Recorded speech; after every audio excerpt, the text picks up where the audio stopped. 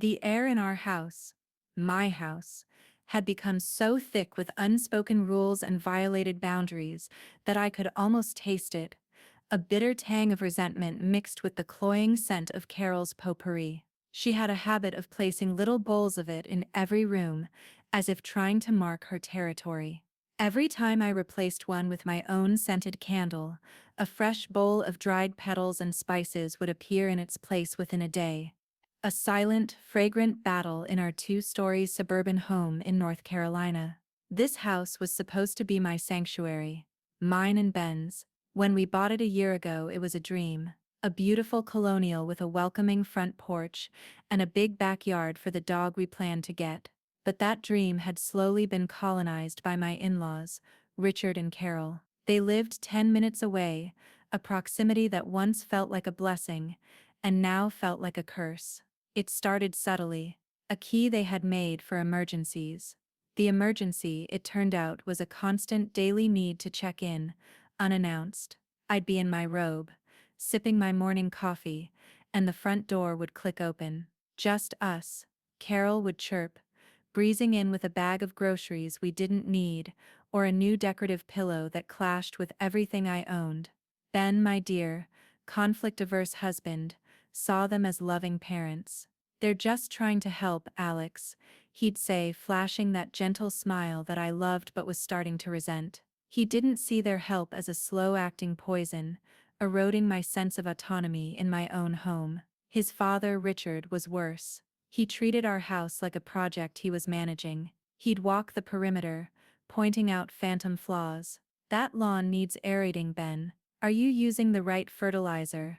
Or I noticed a shingle looks a little loose on the west side. You gotta stay on top of these things." He never spoke to me about the house. In his eyes, I was just the temporary tenant in his son's life, a decorative piece that Carol could move around at will. The first 300 words are crucial, they say. They need to hook you. But my hook wasn't a dramatic event. It was the slow, crushing weight of 1,000 tiny aggressions. It was the feeling of being a guest in my own life. The tension had been simmering for a year, a low boil beneath the surface of polite family dinners. Today it was about to boil over. The catalyst was paint, just a simple can of Benjamin Moore paint, a color called Quiet Moments. I'd spent weeks picking it out for the spare bedroom that I was finally turning into my home office. I was tired of working from the kitchen table, my laptop constantly being shuffled around to make space for Carol's unrequested Tupperware containers filled with leftover casserole. I had spent the entire morning prepping the room. The furniture was covered in drop cloths, the trim was taped, and I was just about to pry open the lid of the paint can. The smell of potential, of creating a space that was finally mine, filled my lungs. That's when the front door clicked open. "Hello?" Carol called out. Her voice, usually bright and chipper, had a tight edge to it. I heard her heavy footsteps on the hardwood floors, followed by Richard's slower, more deliberate tread. I sighed, placing the screwdriver I was using on the floor. "In the guest room, Carol," I called back, trying to keep the annoyance out of my voice. They appeared in the doorway, their faces a thundercloud of disapproval. Carol's eyes scanned the taped-up room, the drop cloths, and landed on the can of paint. Her perfectly manicured hands flew to her chest. "Alexandra, what are you doing?" she gasped, as if she'd walked in on me performing some dark ritual. Richard peered at the paint can. "Quiet Moments, what in God's name is that?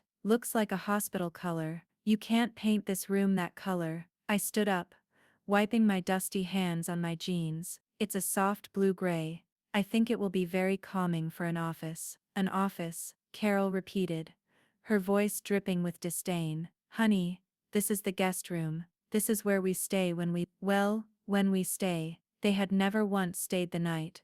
They lived 10 minutes away. "We don't have guests that often," I said, my voice firmer than I intended. "And I need a dedicated space to work."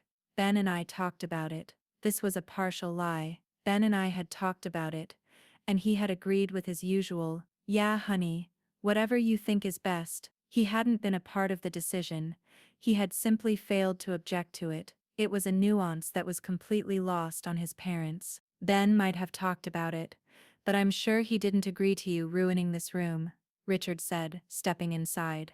He nudged the paint can with his foot. This house has good bones, good neutral colors. You start painting rooms weird colors, you bring down the resale value. My blood started to heat.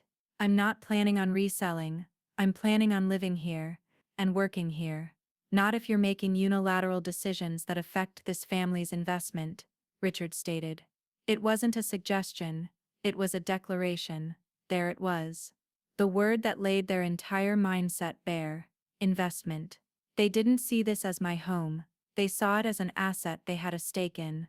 They had gifted us $10,000 for closing costs, a gesture I was initially grateful for, but which they had since leveraged into a controlling share in my life. This is my house, Richard, I said, my voice low and shaking slightly. Mine and Ben's, and my decision. Carol scoffed, a truly theatrical sound. Oh honey, you're so naive. Who do you think made the down payment possible? Who do you think co-signed to get you that interest rate? Neither of those things was true, but they'd repeated them so often they'd become fact in their own minds. Ben had good credit, we never needed a co-signer, but they had a hero complex that needed feeding. You gave us a generous gift, I conceded, trying to steer the conversation back to civility. And we are very grateful, but a gift doesn't give you the right to make decisions for us.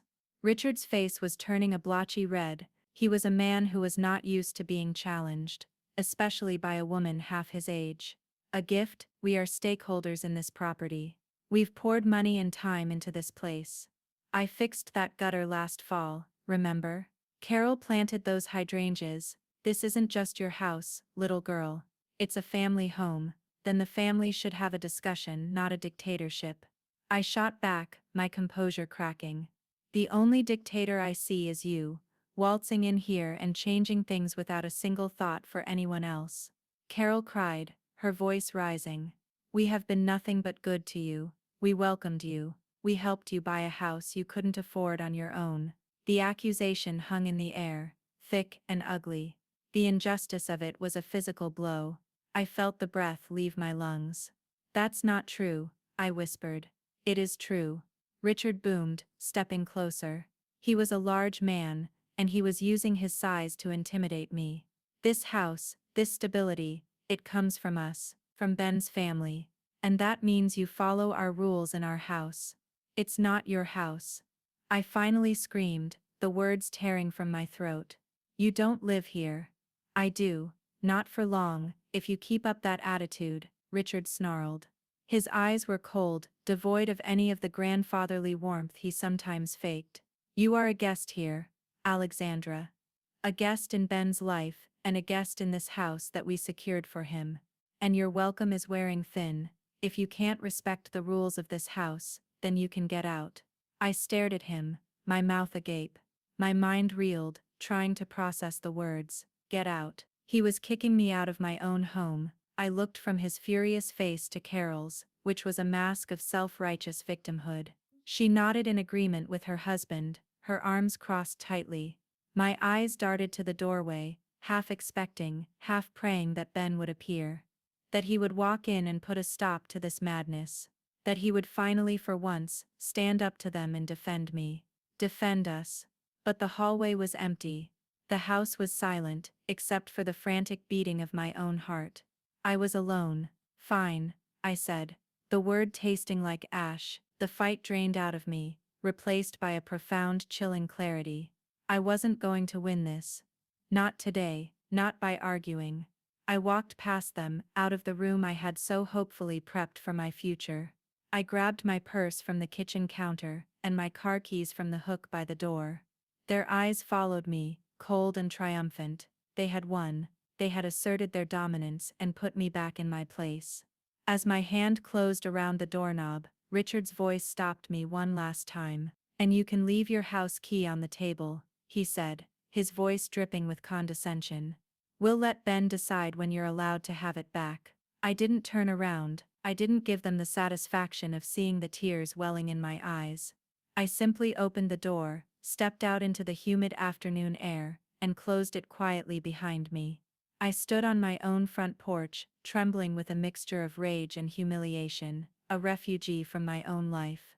They thought they had all the power. They thought they had the final say. What they didn't know, what no one knew, was that the true power wasn't in a key, or a down payment gift, or a set of imaginary rules. It was sitting in a safe deposit box at the downtown bank, printed on thick paper, sealed with the authority of the state of North Carolina. It was the deed. And my name was the only one on it. The engine of my Honda Civic was a low hum, a stark contrast to the screaming chaos in my head. I drove without a destination, my knuckles white on the steering wheel.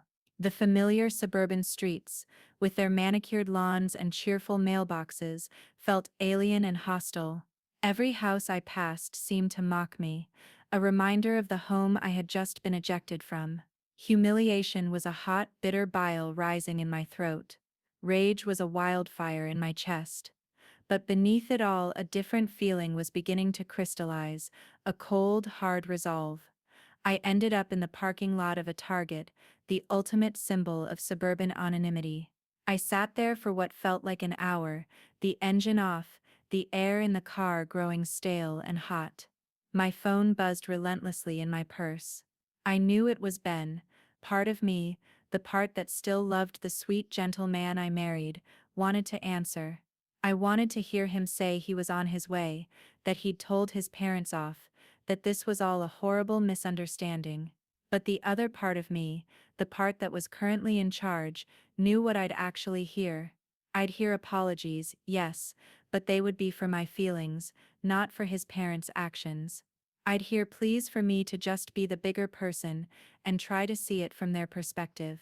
I'd hear him trying to smooth things over, to put a bandage on a wound that needed surgery. I couldn't hear that right now, because it would break the fragile shield of anger I was holding around myself. And I needed that shield. Instead of answering his call, I dialed my best friend, Maya. She answered on the second ring. "Hey you. I have a client in 5, what's up?" she said, her voice a welcome slice of normalcy. "They kicked me out," I said, and was shocked to hear my own voice break, a sob catching in my throat. "They what? Who? Kicked you out of where?" The professional buzz in her voice vanished, replaced by pure uncut concern. "Richard and Carol, from the house. They told me to get out." I recounted the entire ugly scene, the paint, the argument, the final humiliating demand for my key. I cried as I spoke, the tears I'd held back on the porch now streaming down my face, hot and angry. Maya listened without interruption. When I was finished, there was a moment of silence on the line. I could almost hear her processing the sheer audacity of it all. "Okay," she said finally, her voice low and dangerous. "So we have two options.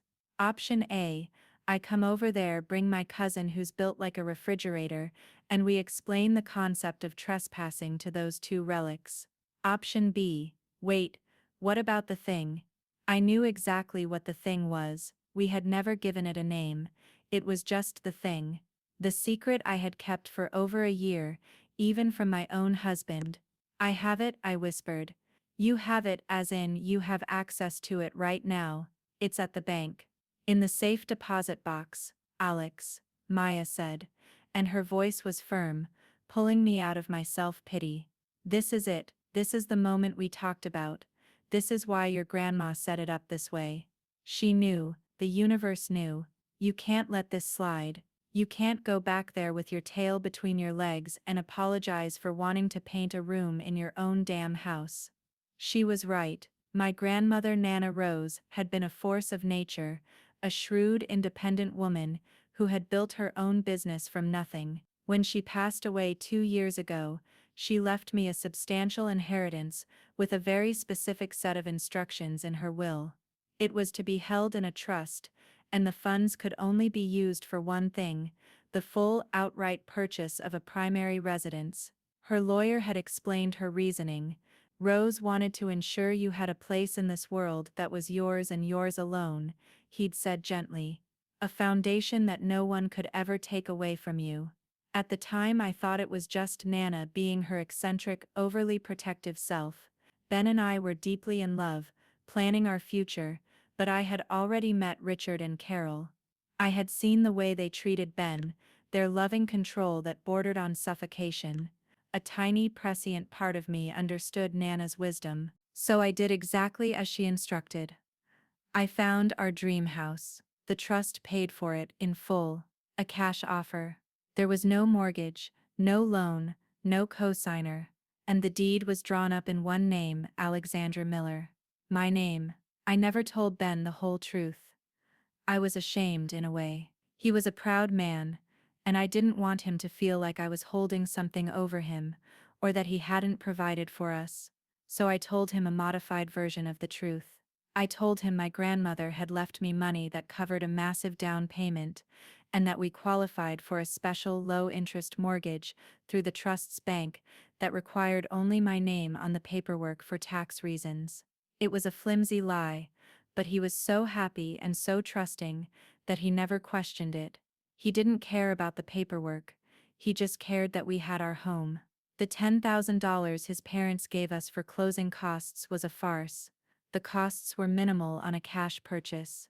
I had accepted the money to keep the peace, putting it directly into a joint savings account, where it still sat, untouched. It was their entry fee, the price of their perceived power. Alex, are you still there? Maya's voice broke through my thoughts.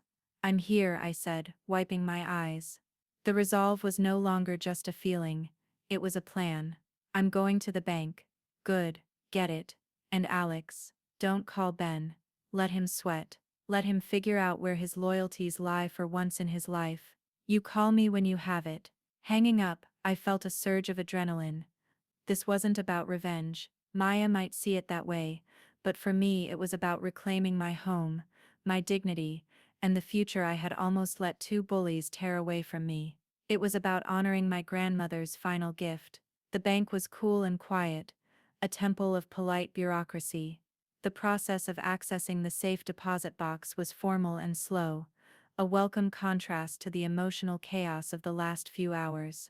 The bank employee, a woman with a kind, professional smile, led me into the vault. The heavy circular door swung open with a satisfying thud, revealing rows upon rows of small metal boxes, each containing secrets, wills, and treasures. She used her key, then I used mine. The box slid out smoothly. Inside, beneath my grandmother's jewelry and my birth certificate, was a thick manila envelope. My hands trembled slightly as I pulled it out. I didn't open it in the vault. I took it to one of the private viewing rooms, a small sterile cubicle with a single desk and chair. I closed the door, took a deep breath, and slid the documents out of the envelope. There it was, the general warranty deed. I ran my finger over the raised seal of the county registrar. I read the legal description of the property, my property, and at the bottom, under grantee, was my name, clear as day, Alexandra Miller, an unmarried woman. It had been filed before Ben and I were married, a detail Nana Rosa's lawyer had insisted on for legal clarity. Legally, the house was my sole and separate property. Along with the deed was the closing statement, the HUD-1 form, showing the purchase price and the source of funds, from the Rose Franklin Trust. There was no mention of a loan, no cosigner, no Ben, and certainly no Richard or Carol. It was an undeniable, legally binding paper shield. My phone buzzed again. A text from Ben. Alex, please just call me. My parents are upset, let's just talk this out. My parents are upset, not, I'm horrified by what my parents did. Not, I'm on my way to get you. His first instinct was to manage his parents' emotions. That text solidified everything. I folded the documents carefully, placed them back in the envelope, and slid the envelope into my large purse. I walked out of the bank, and into the afternoon sun, no longer a refugee. I wasn't a guest, or a tenant, or a little girl who needed to follow the rules. I was the owner. I was the one who made the rules. I got back in my car, but I didn't head for a hotel or a friend's house. I put the key in the ignition, and aimed the car back toward my neighborhood, back toward my tree-lined street, back toward the colonial with the welcoming front porch. I was going home, not to beg, not to negotiate, but to inform the tenants their unspoken lease had expired. Driving back to the house was an out-of-body experience. The 15-minute drive felt like both a lifetime and a single, elongated second. The anger and hurt from earlier had receded, replaced by a strange, icy calm. The manila envelope in my purse felt as heavy and as powerful as a slab of granite. It was my truth, my declaration of independence.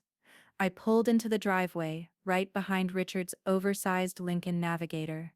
The sight of it, parked so possessively in my driveway, sent a fresh jolt of indignation through me.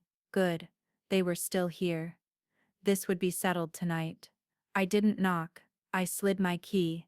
The key they had demanded I surrender, the one still attached to my car keys, into the lock. The click of the tumbler felt thunderously loud in the quiet afternoon. I pushed the door open and stepped inside. They were in the living room, a grim tribunal of three.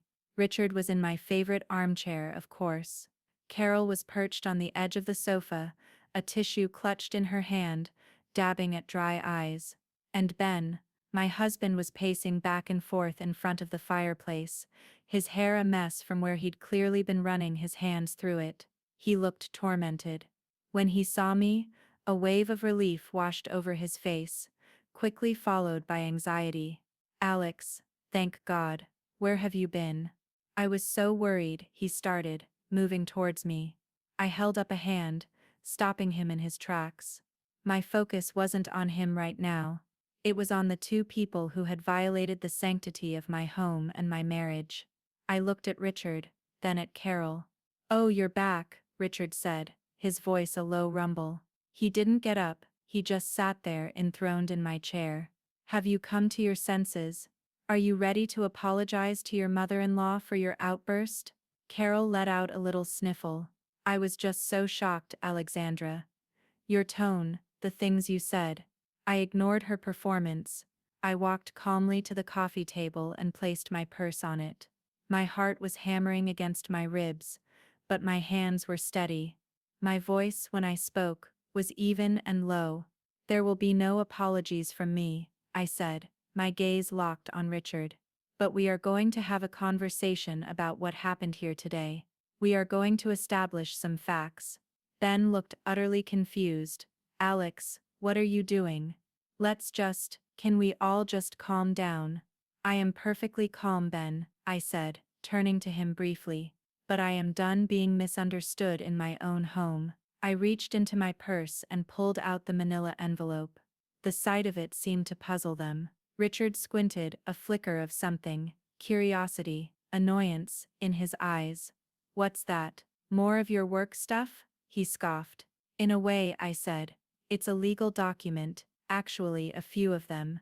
I slid the papers out and laid them on the coffee table, fanning them out slightly. The deed, with its official seals, and the closing statement. "You're right about one thing, Richard," I continued, my voice gaining strength. "We absolutely need to be clear about whose house this is, and whose rules matter. You called it a family investment. You mentioned your financial contributions, so I thought it would be helpful to review the actual paperwork." I picked up the closing statement. "This is the HUD-1 form from the purchase of this house. It lists the total sale price, $450,000. And here," I ran my finger down the page, "is the summary of the borrower's transaction. It shows the funds, all $450,000 of it. Do you see where it says the money came from, Richard?" He leaned forward slightly, his brows furrowed in a deep, angry V. "It says, from the Rose Franklin Trust. That was my grandmother's trust, not a bank loan, not a gift from you."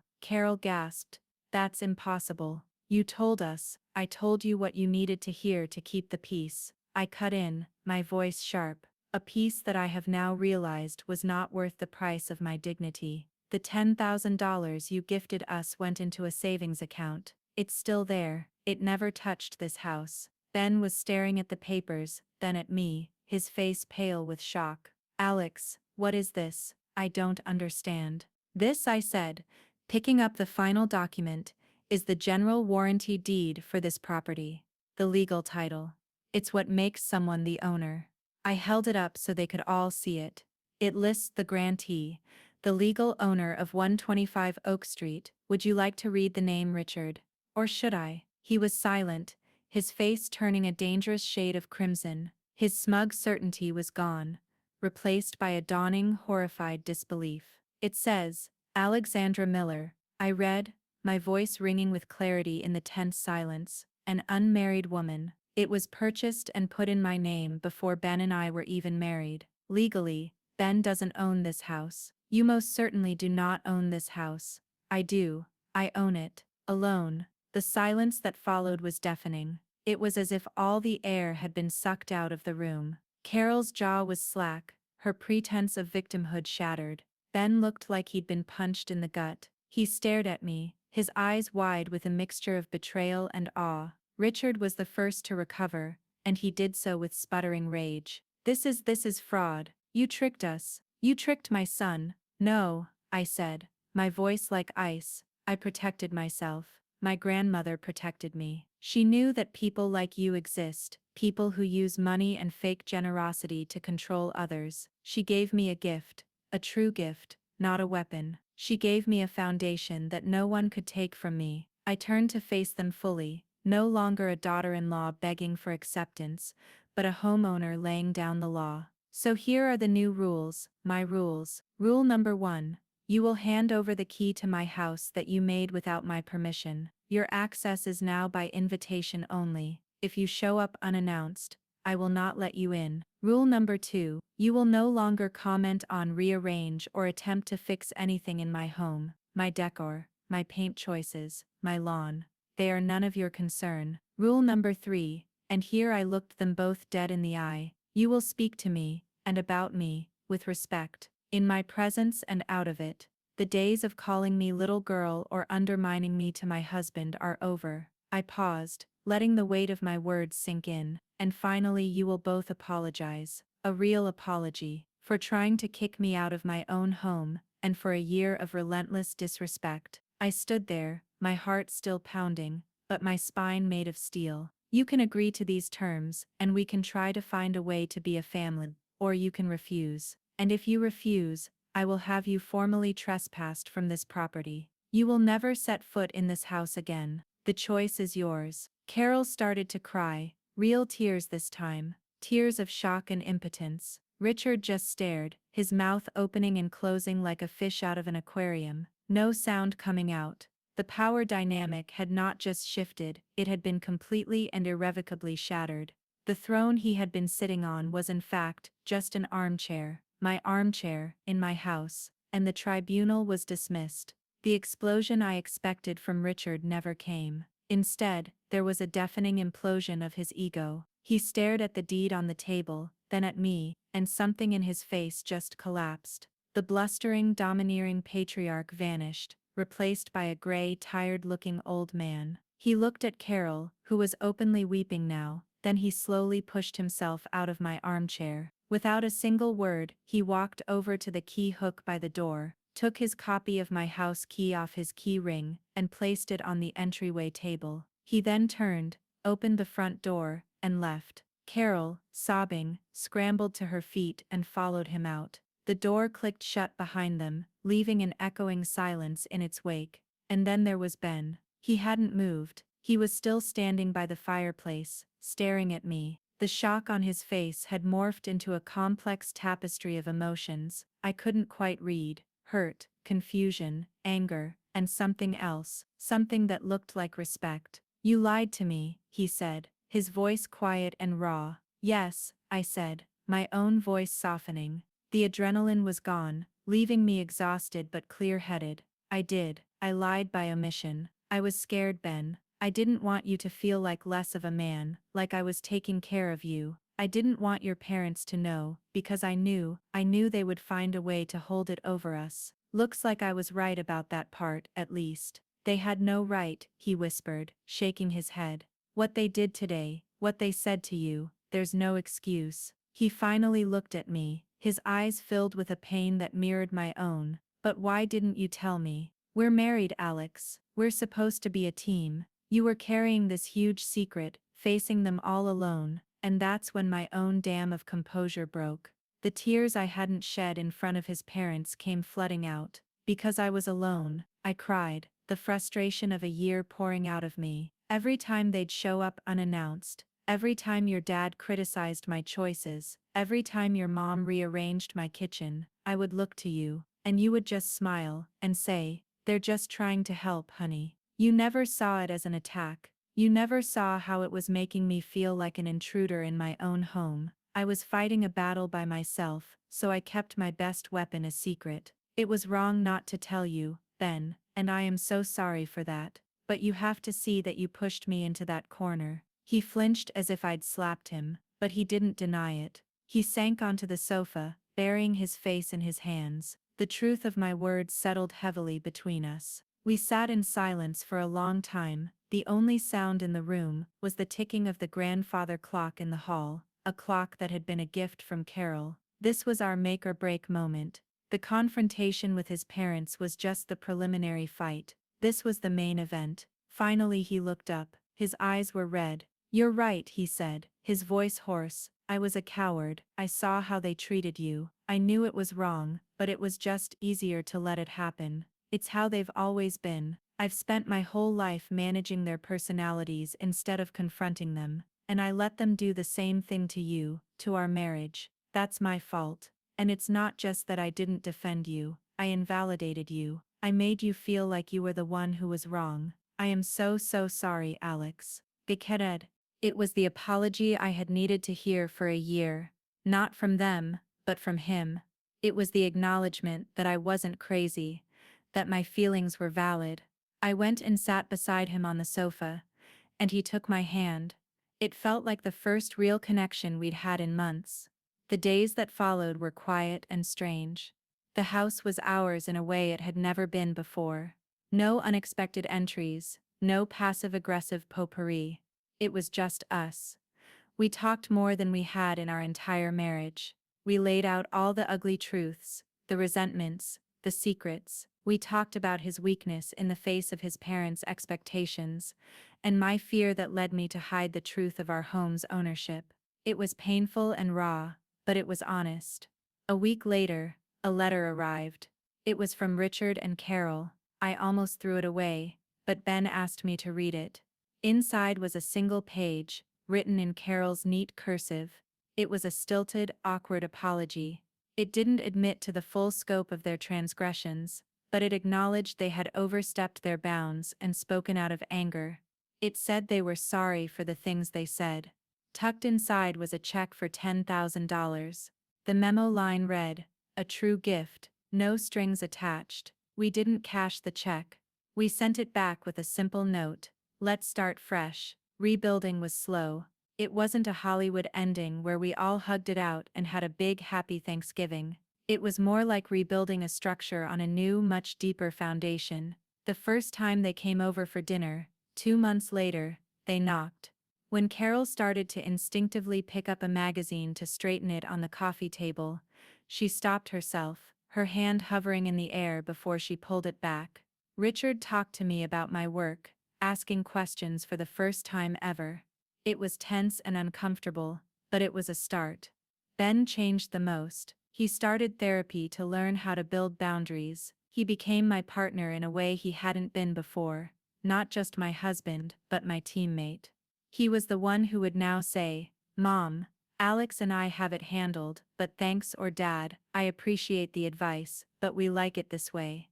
He was building his own spine, brick by painful brick. About 6 months after what we now called Deed Day, Ben and I were in the spare room. We had laid down new drop cloths. 2 paint trays were filled with a soft, calming blue-gray. He held a roller, and I held a brush for the trim. "You know," he said, looking at the wall, "it really is a nice color, very calming." I smiled, a real unburdened smile. "I told you so." He came over and wrapped his arms around my waist, pulling me close. "I'm proud of you," he whispered into my hair, "for what you did that day. You were a warrior." "I was just a homeowner," I replied, leaning my head against his chest. Finally, we stood there for a moment, looking at the blank wall that held so much history. It was no longer a guest room or a battleground, it was a blank canvas. Our canvas. We had torn our family down to the studs, and we were finally learning how to build it back up, on our own terms, with a new and much stronger architecture of respect. The house was quiet, and for the first time it was truly completely lay.